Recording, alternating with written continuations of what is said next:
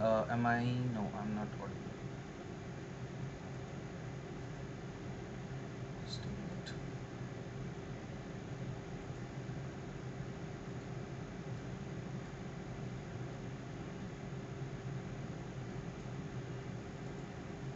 Okay. So, as I said, uh, we will talk about the questions, the topics that I had provided in the class, and I have deliberately switched on captions, and I'll try to speak as much as possible in English so that when we are discussing a particular topic, you will already have some kind of a material in this recording which you can write down, which you can copy. I don't know if it can be copied from the video, uh, but it will have some kind of a written stuff which can help you to create your answers quickly. Okay, I don't know if you can see the captions. Can you see the captions? Can somebody mention it in the chat box?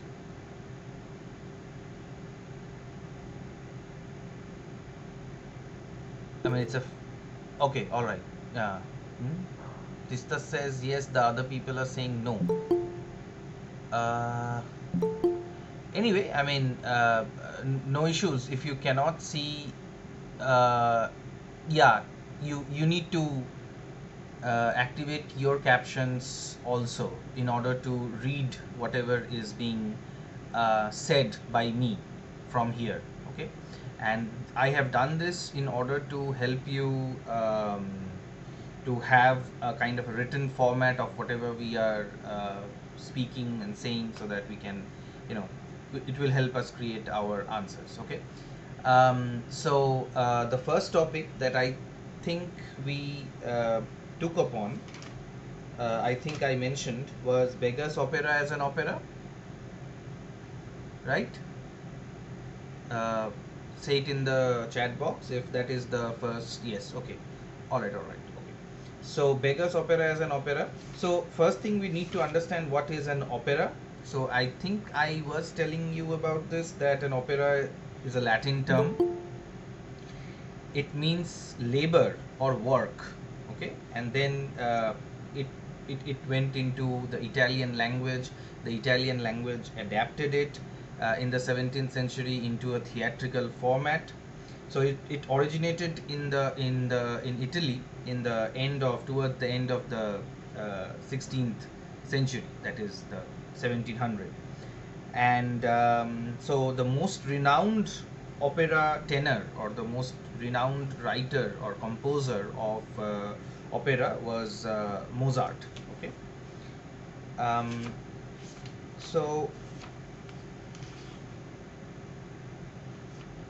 just take it down if you wish to. I mean, this is available everywhere in Google and such stuff, Grade Saver and Cliff Notes, whatnot.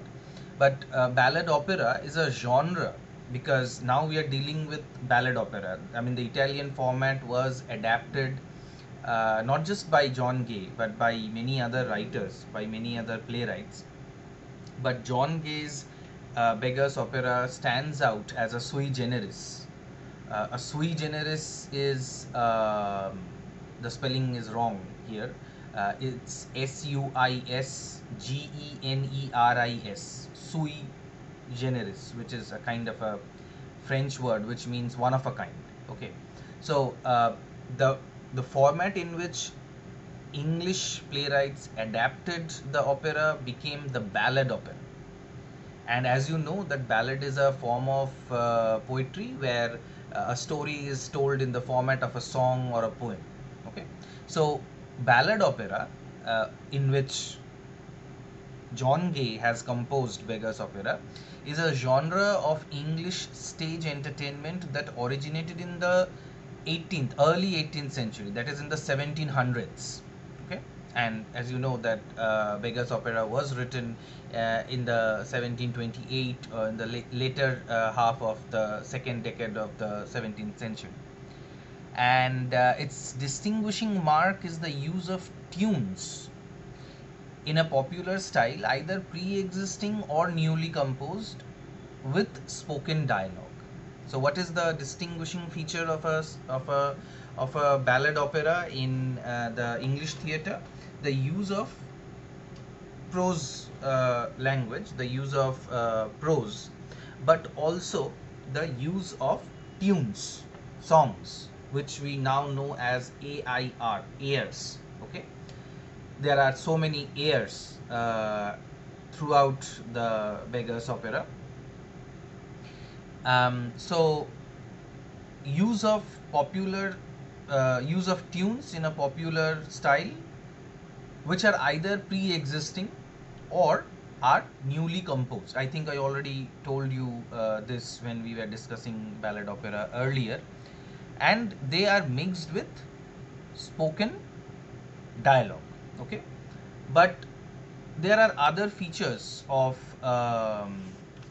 there are other features also that we need to discuss when we are talking about ballad opera, when we are talking about Beggar's opera as an opera. Okay, so when you have the definition, we might proceed to understand what other features can we find from Beggar's opera, which can qualify it as a ballad opera or an opera. Okay, so of course we see that there are so many songs which are either pre-existing, either Gay has taken them from the market, from the popular places wherever they were sung, or some of them have been composed by Gay himself. But I will not be able to tell you right now which songs were pre-existing and which songs were composed by Gay himself. But they are they are a composite of both these things. Also, we discussed, I think, that opera is a very high format of theatrical art. A high format of theatrical art was there in the Italian format. When people of Italy were composing songs or ballads in this style in the theatre, then it was of a very high tempo. Ballad operas or operas, even in England, sometimes when they were used in England, they had some kind of a high theme. They had some kind of a high quality about them, because the characters were tragic, the characters were highbrow, the characters belonged to the highest ranks of the society, and generally an opera catered to the tragic side of the aesthetic art of theatre. But Beggar's opera have chosen the characters from the lowest rung of the society and have made an opera out of it. So it's more of a mockery of an opera, it's more of a parody of an opera than an opera itself, which is a statement in itself. Why is it a statement in itself? Can somebody unmute, because we are not too many people over here, just 14 of us, so we can have the luxury of unmuting ourselves and talking. So can somebody tell me why choosing the format of opera to talk about prostitutes and highwaymen and thieves is a statement in itself? Why is the parody of an opera so important or such a statement in itself? You have to pay attention to the fact that it was produced in the neoclassical age, and neoclassical age was the age of satire also. So now I have given you a clue. Tell me, Anyone?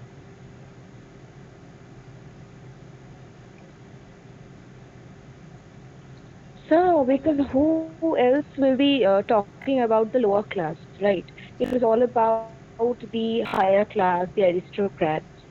Someone had to take the responsibility of talking about what the lower classes are going through, but not in a very um, feeble, sad, or tragic way, Okay.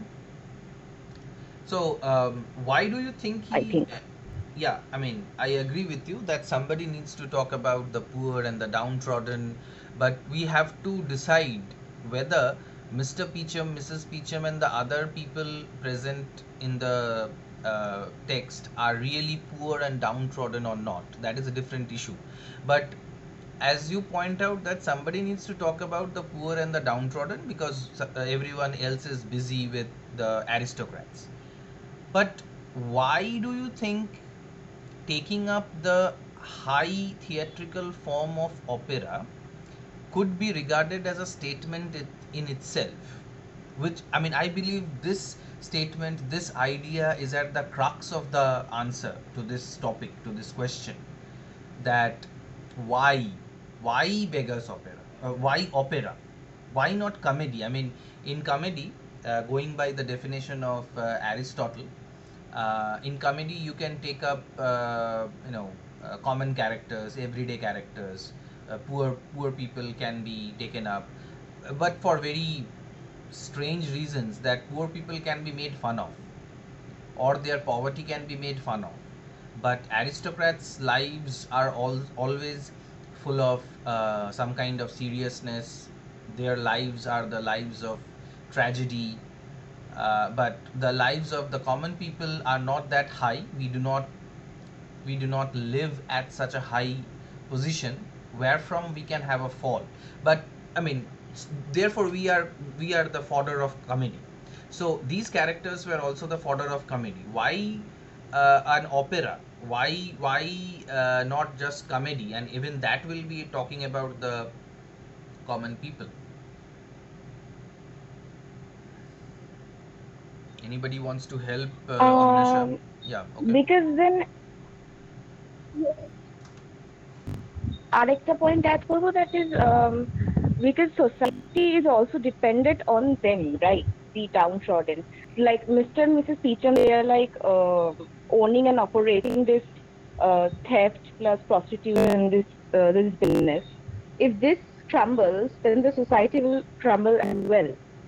It's not that we show that the aristocrats are running the society, but below them, these people are the pillars. It's this. Hmm. Interesting observation. But why do you think if the thieves and the prostitutes stop running their business, whatever their business is, the society will crumble? Why is it so important?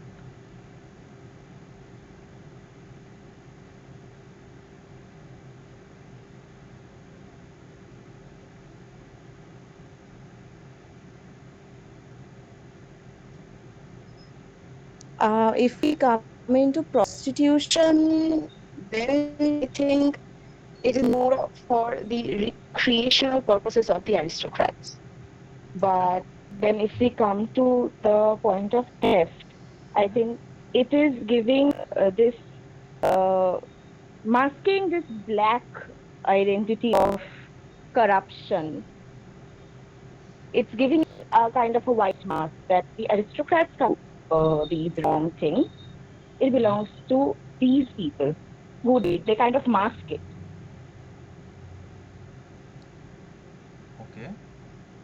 So you're trying to say that there is an allegory here, there's a symbol here, that these thieves are not really thieves, but they are the symbols, or they are the allegorical figures of representations of the real thieves of our society, that is the aristocrats.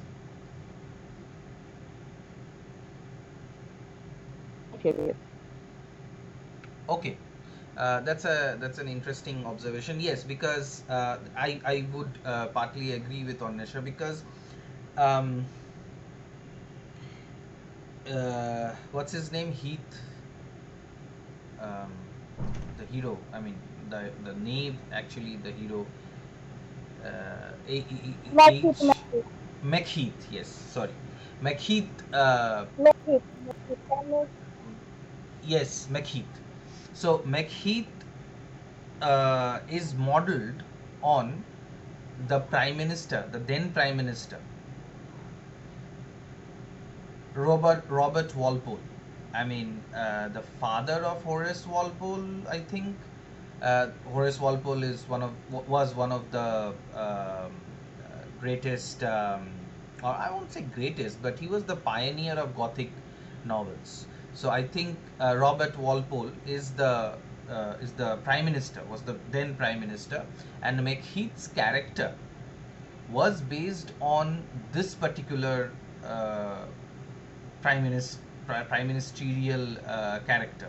So I guess Gay had a lot of guts to do that, and he was in a lot of trouble because of this. Robert Walpole attacked him, and his party also tried to attack Gay. I mean, that is what happens. I mean, there's the conflict between political figures and literary figures is inevitable, and politics always tries to gag the media, gag the literature and their representation.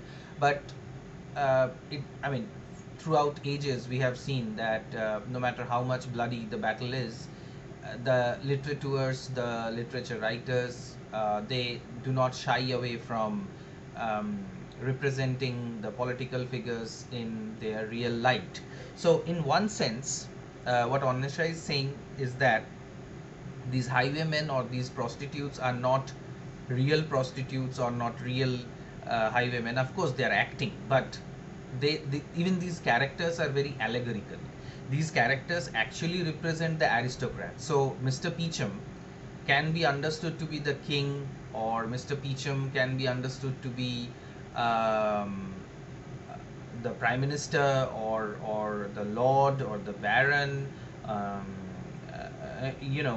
who is Janus faced. Janus faced is a person who has like two heads. Okay, like it looks both ways.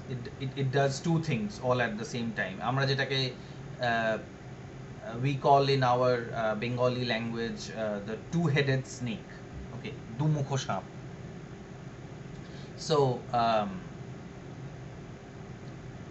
Mr. Peachum could be the allegorical figure of an aristocrat, and so can Mrs. Peachum be his wife or queen. Polly could be the young princess who wants to marry somebody beneath um, her um, level of life, and that's the inevitable conflict in the aristocratic circles. And these thieves and rogues could be smaller politicians, military leaders, um government officials who run the show, or who are used and thrown as per the requirement of the head office or head people. Um, and there could also be a very clear equation. There could also be a very clear association, comparison, symbolism between prostitution, where a person sells his or her body or their body, and a politician who, rather than selling his, her, or their bodies, are selling their conscience, or the country, I mean, or the people who depend on them. This could be a very potent representation. This could be a very potent way of looking at Beggar's Opera. But the question is still there, because we are dealing with a technical issue here. We are not dealing with a thematic issue. when we are talking about the thematic issue, when we will be talking about Beggar's Opera as a satire, this will be used. When if the question comes Beggar's Opera as an allegory, then this idea will be very much used. But the question still remains, why do you think by adapting the form of an opera, John Gay made makes a statement, consciously or unconsciously, against the society? Yes, Indran.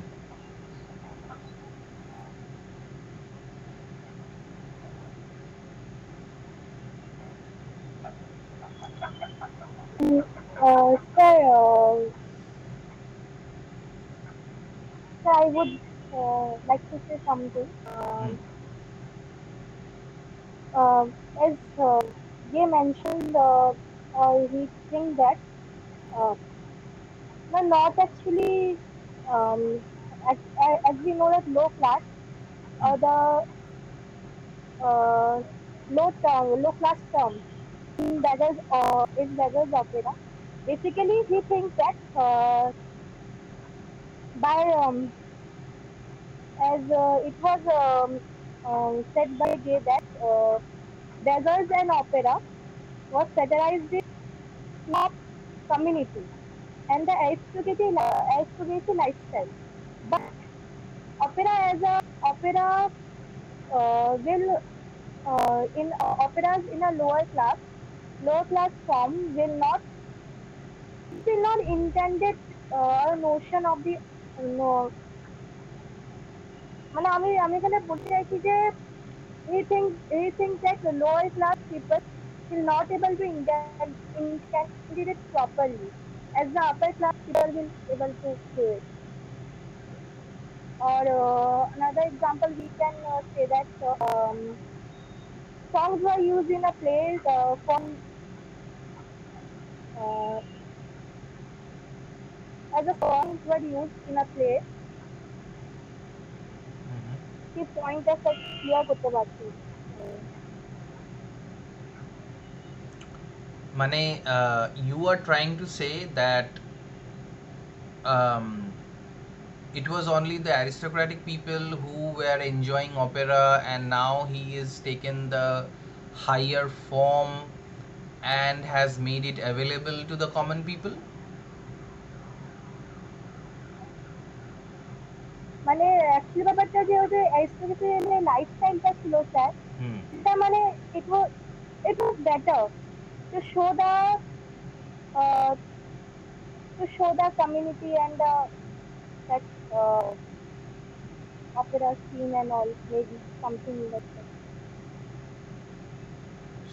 So, yeah, we know this, that the aristocratic lifestyle is something that we would like to emulate. Like, we would all like to become aristocrats, right? আমরা সবাই চাই যে আমরা অ্যারিস্টোক্র্যাটদের মতন জীবনযাপন করব। But the problem is that we do not have the money, or even if we get the money from somewhere, or we become rich somehow, we are not included in the class of the classy people, because we do not have the class. We are not born in it, and people hate upstart people a lot. But that is uh, that is incidental. But the but what I want to arrive at is that, and you can agree or disagree. Yes, Annesha, you have raised your hand. Sir, একটা জিনিস I thought of this, that Hmm. as we see in the like novel formats, or in that kind of formats, we see that there's a use of extended dialogues, Okay. very engaging or huge dialogues, right? But if we look into like the downtrodden or the life of a lower class person, there isn't use of such extended dialogues or Okay. use of huge soliloquies or anything. Okay. So could it be that it that the opera format is used to simplify or show the actual dialogues that they speak in their Hmm. daily lives? Could it be? Yes, I think Indrani was also trying to say this. I don't know if she was saying this, that opera till date had been in the realm of the aristocrats. I mean, I'm sorry, Indrani, I muted you because you had not muted yourself, and you can unmute you to talk. But I think what Indrani was also trying to say is this, that opera, the format of opera was accessible only to the few rich people or the few aristocratic people or the few educated people. But by composing an opera, naming it as a beggar's opera, including characters like prostitutes, highwaymen, and thieves, John Gay has made a statement that any form of art can be beaten into a format that can be accepted by the commonest of the people. If that is what you guys are trying to say, and you can agree or disagree, then I would also agree with this and say that, yeah, I mean, you pointed in the right direction, that why else would John Gay take up a form so high in its pedigree and used it to express, or used it to channel characters. Yes, I see you, Joita. And use it to channel characters or their views, as you pointed out, Anasha, that now they have extended dialogues. Now we have a peek uh, uh, into the lives of these so-called creatures, creatures of the so-called lower strata. Okay. Yes, Joita. Sir, I would like to add something that I think it was just to mock the society of that time, because opera is always about aristocratic people and it was all about them. But when John Gay started um, it for the commoners, so maybe he was just trying to mock the like conventional society at that time. Hmm. So that's his statement, that I can mock a high form of art by portraying low rung of people, and there is nothing that the English society could do about it. But we are forgetting something here, that the Beggar's Opera is still an opera. It's a theatrical form. It had to be enacted on a stage, and I think the place where this was enacted was either the Drury Lane, the infamous Drury Lane, or some other form, other sort of theater, and where aristocrats, I think, also visited. And though they were, it is understood, if we can understand this, I'm sure that the aristocrats also understood that it is they who are the butt of the satire of this opera, and yet they went there again and again to watch this. So this can also be, we can argue, I mean, our answers, our reactions to these topics, to these so-called questions, should always be argumentative. We can argue that um, since literature reflects the society, and this opera particularly, through comedic action, through comedic flavor, is satirizing the aristocratic people, and the aristocrats want to get satirized, and they are getting what they expected. So in that sense, Beggar's Opera is not so path breaking, not so subversive as John Gay might have had liked to make it. If the aristocrats were laughing at their own caricatures, at the possibility of their own representation in the form of prostitutes or in the form of highwaymen, then the sting of the satire is gone. Or I won't say it's gone, but it's not juvenilian in its format. I will talk about juvenilian and Horatian satire when we will be talking about Beggar's Opera as a satire, but um, I'll try to give you a situation. Say, when you enjoy your insult by, say, your father or your mother or your friends, because you know that you should be insulted, then the insult loses its sting. Would you agree? You can say in the chat box, or you can disagree that the insult never loses its sting, no matter whether we agree to the fact that we are condemnable or not. Um, so to give an example of where our where we are condemnable, say this, I mean, post COVID or even pre COVID, I mean, people would say that, you know, our fathers, our mothers, our parents, they would say that this generation is a generation of lazy people.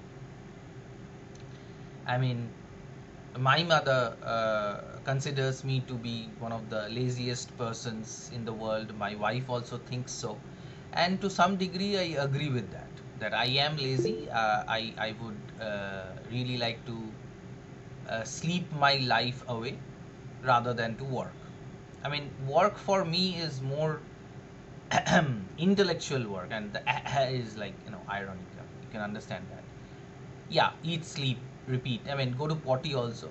But the thing is that that's it. That's what this generation wants.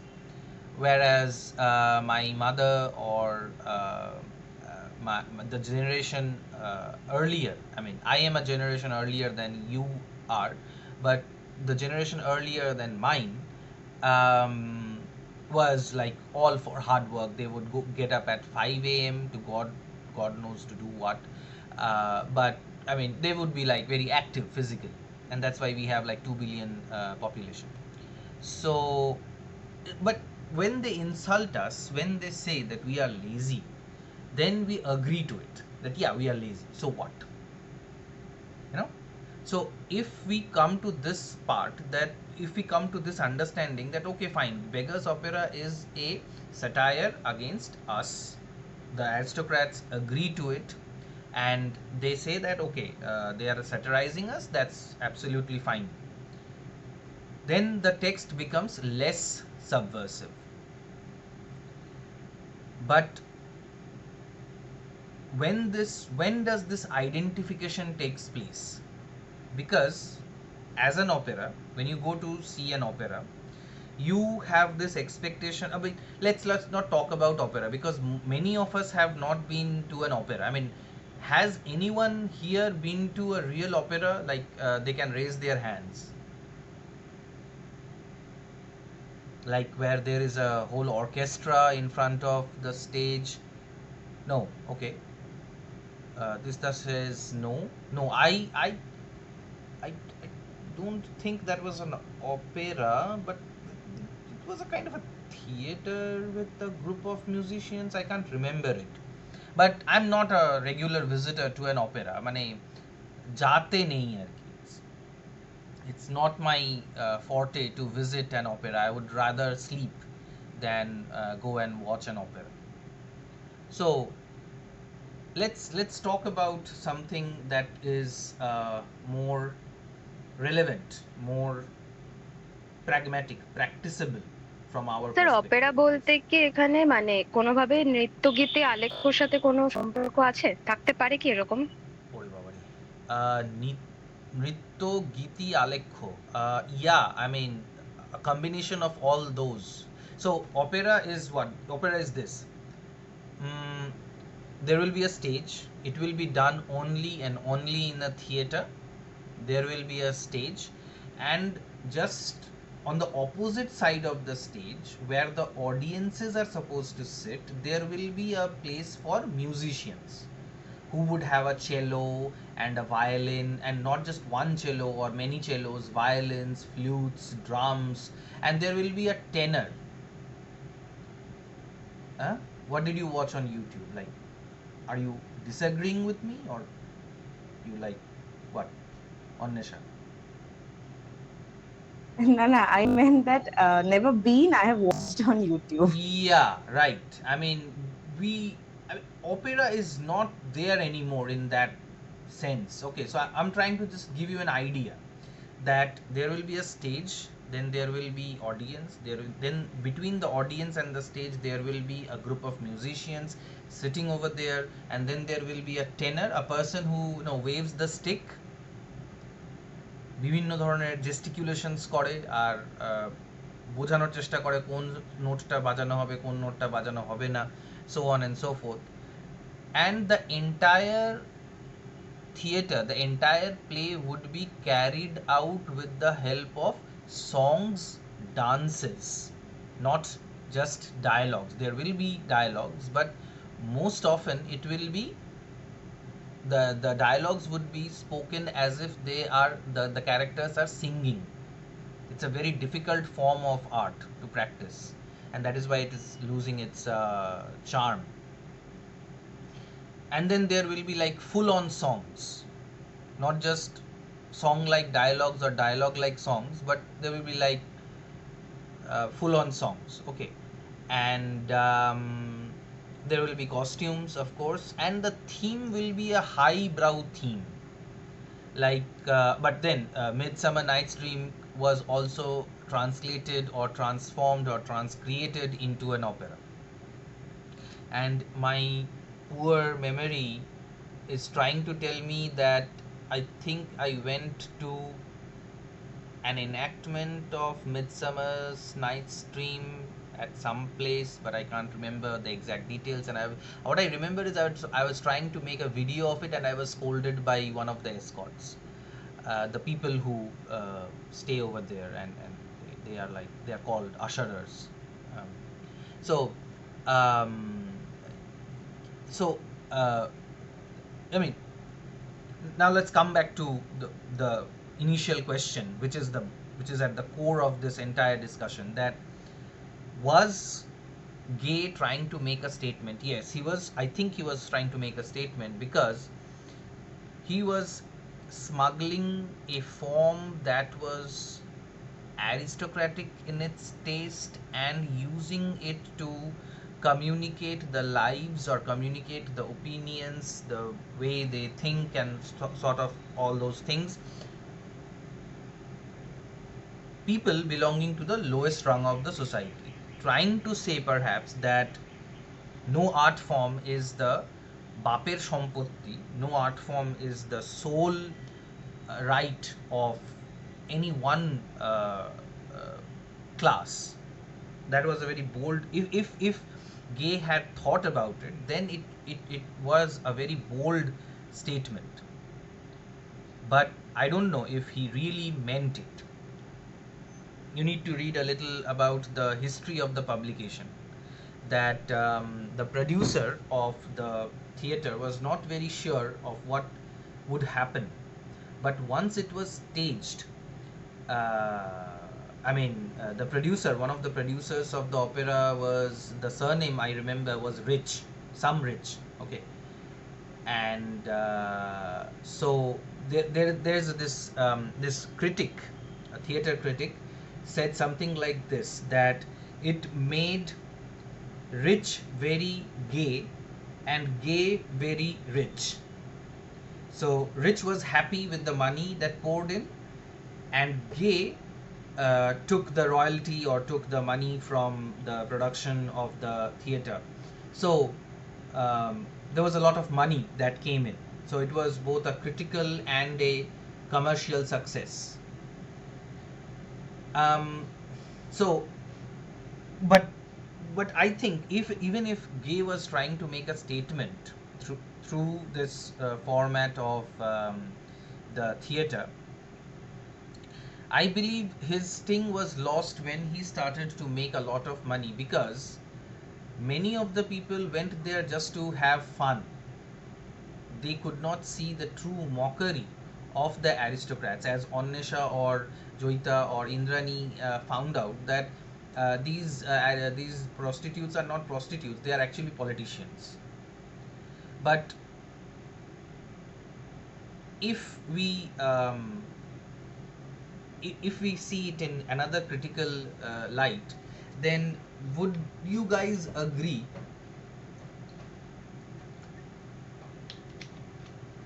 to the fact that when a negative character, or when a shady character is shown in a particular movie, do we readily compare ourselves with that particular character, or we distance ourselves from characters like that?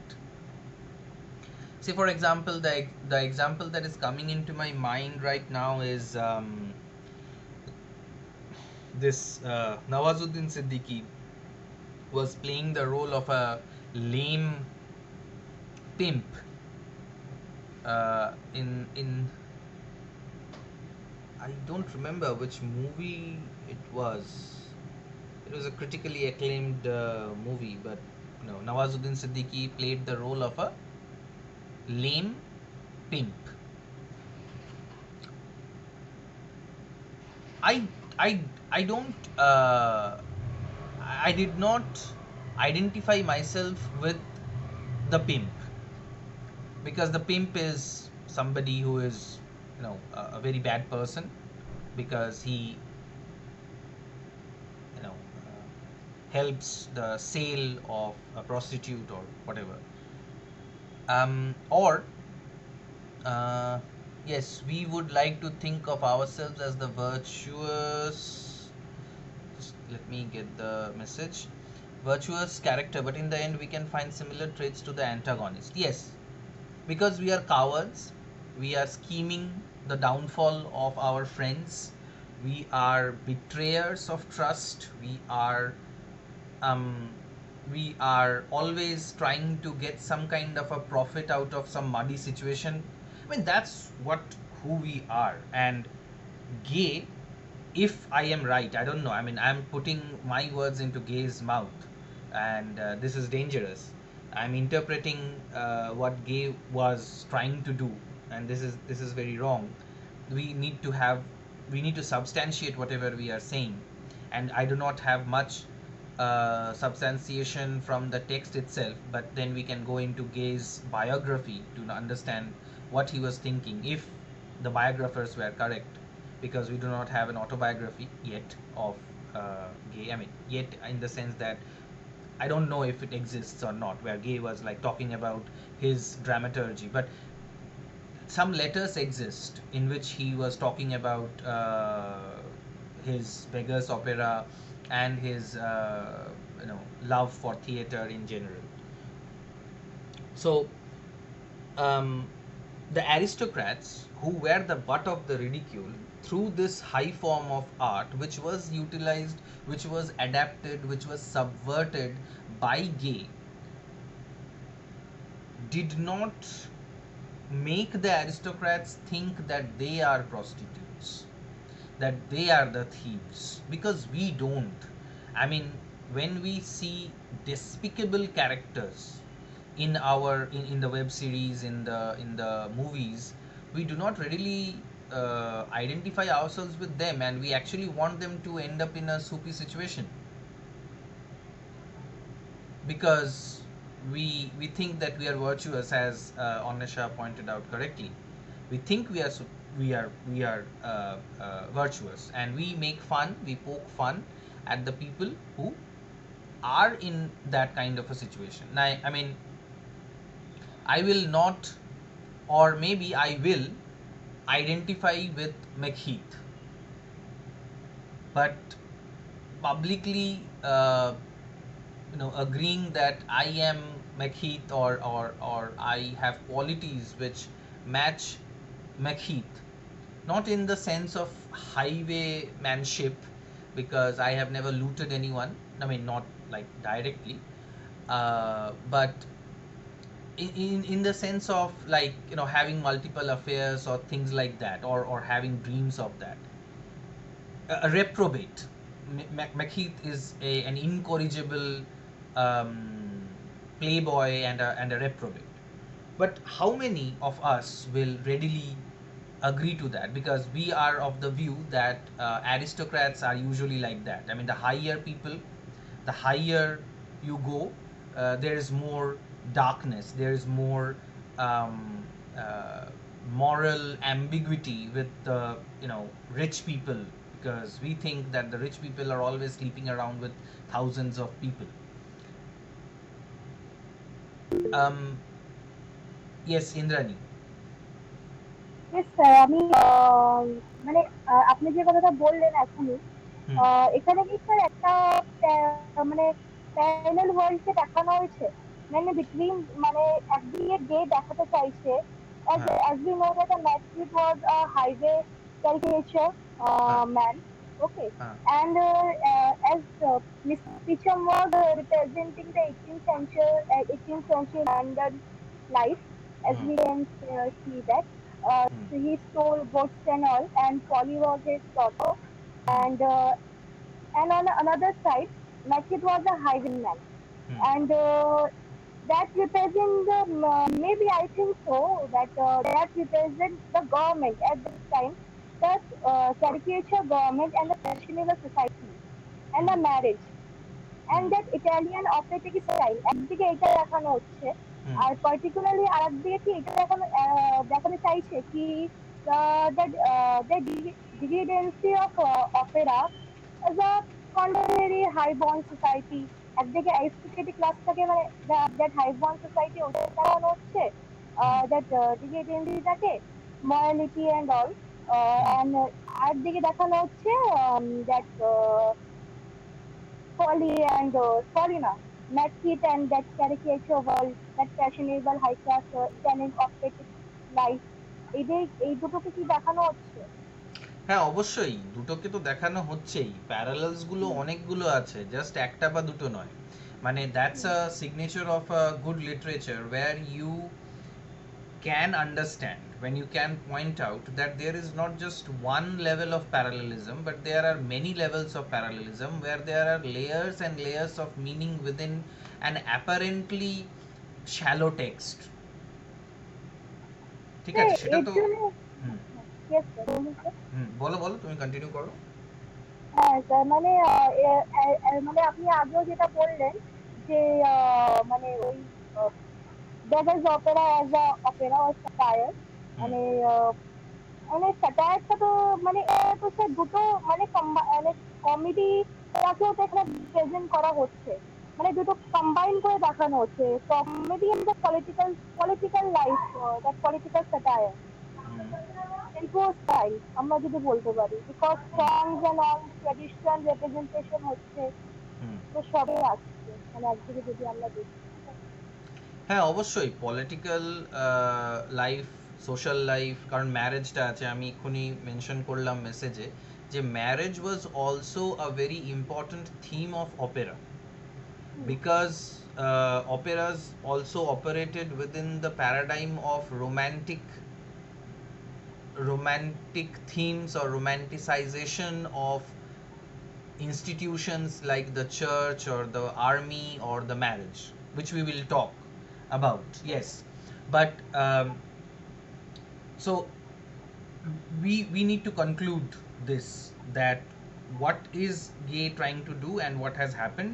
So gay was trying to appropriate a very high form of theatrical representation to represent common people, more less than common people, the underground, okay, the underbelly of the London society. By doing it, he was trying to mention two things: that no art is confined to only the higher realms of the class, and it can be used to signify, it can be used to talk about, represent even the common people.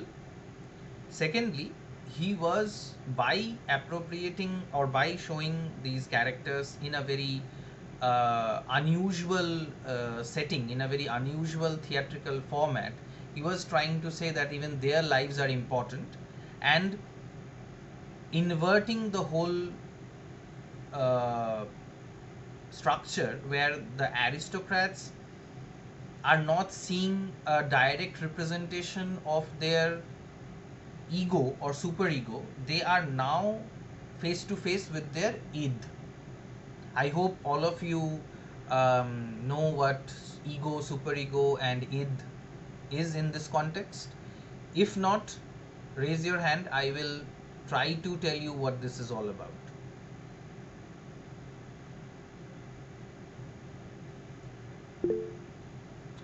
Okay, Joita says yes. Anybody who is confused why is the concept of superego, ego, and id being mentioned here can raise their hands. I mean, Indrani, your hand is like raised. It must be paining, so you can like put it down if you are not Yes, confused. sir, I forgot. I forgot. Yeah. Yes, I'm doing. Okay, so I hope I understand from your silence, or maybe you are not listening to me anymore, and you are watching I don't know, some web series, or interested, or scrolling through your Facebook wall or posts, whatever. So I hope that you already understand these concepts of superego, ego, and id, where id is the repressed self. You do not want to talk about it. You do not want the id, or the repressed desires, to come out in front of the people. And superego is your cultural self, and your ego is your selfish self. Like, superego is like human, male or female, Indian, Bengali, and yeah, ego is like you like Sandesh or Rashogolla, or you like Fuchka or Moglai, or you like to wear cotton, or you like to wear jeans, whatever. So, and but id is your repressed desire. So aristocrats, I mean, of course, Gay did not know about these concepts, because these concepts were developed like 200 years later by Sigmund Freud. So, but we can use these concepts in order to analyze Beggar's Opera as an opera, where we can see that the aristocrats are now face to face with their repressed selves, with the selves that they do not want to discuss in public, which might have had a kind of a cathartic effect. When you when something is hidden in your mind for a very long time, and for some reason it comes out, and you are relieved that at least there is some kind of representation of who you really are, and it gives you some kind of a relief. And that is one of the reasons as to why the Beggar's Opera was so successful as a piece of uh, literature, or as a theatrical piece. So um, Beggar's Opera as an opera is correct because it is technically an opera. Songs, musicians, characters are also singing, characters are dancing. They are, rather than using dialogues, they are using songs to communicate. There are frequent songs, either pre existing or created by Gay or some other person associated with the theatre. Um, there is a mockery of tragedy in the case of Macheath and his love affair with Polly and Lucy, but it's a mockery, so it's not a proper operatic theme. There is a mockery of the theme of marriage as well. Um, there is a inversion or mockery of the family system, or the system of the family that we hold so valuable, not just in English society but also in the Indian society. In this sense, it is not a proper opera, because here we find more of mockery than glorification, because opera is a format where there was a lot of glorification. But as I told you earlier, that Beggar's Opera is a sui generis,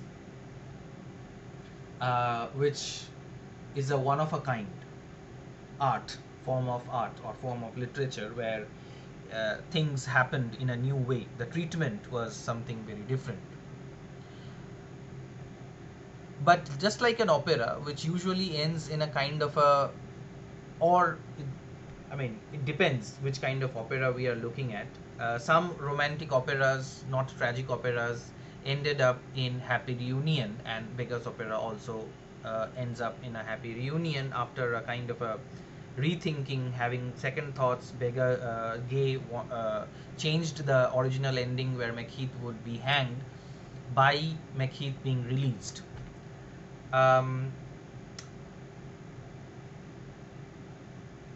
in an opera, values like heroism, sacrifice, love would be highlighted, but in this text we see the virtues totally absent, other than maybe present in the heart of Lucy, and to some extent in the heart of Polly also.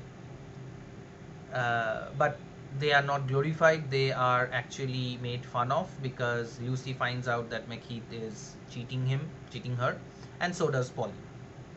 And then Polly gives a shit about Macheath and she goes away. So, all in all, I would say, whereas technically Beggar's Opera can be considered as an opera, thematically it cannot be. So this could be your conclusion, that technically yes, there are elements of opera in Beggar's Opera, but thematically it's a mockery of an opera, and hence it cannot be thematically called an opera. Okay, all right, any questions? That brings us to the end of the class and the end of the discussion on the topic of Beggar's Opera as an opera, and you can try to create your answers. Maybe if you want to show it to me or discuss it amongst yourselves, you can do that. Any questions?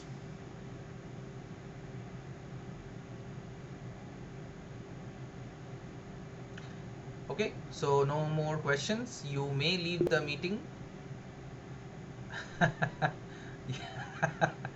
ইয়া খুব গরম, তাই জন্য questions নেই, কোয়েশ্চেন্সগুলো evaporate হয়ে গেছে। Okay, all right, so see you maybe in another class, because on Monday you had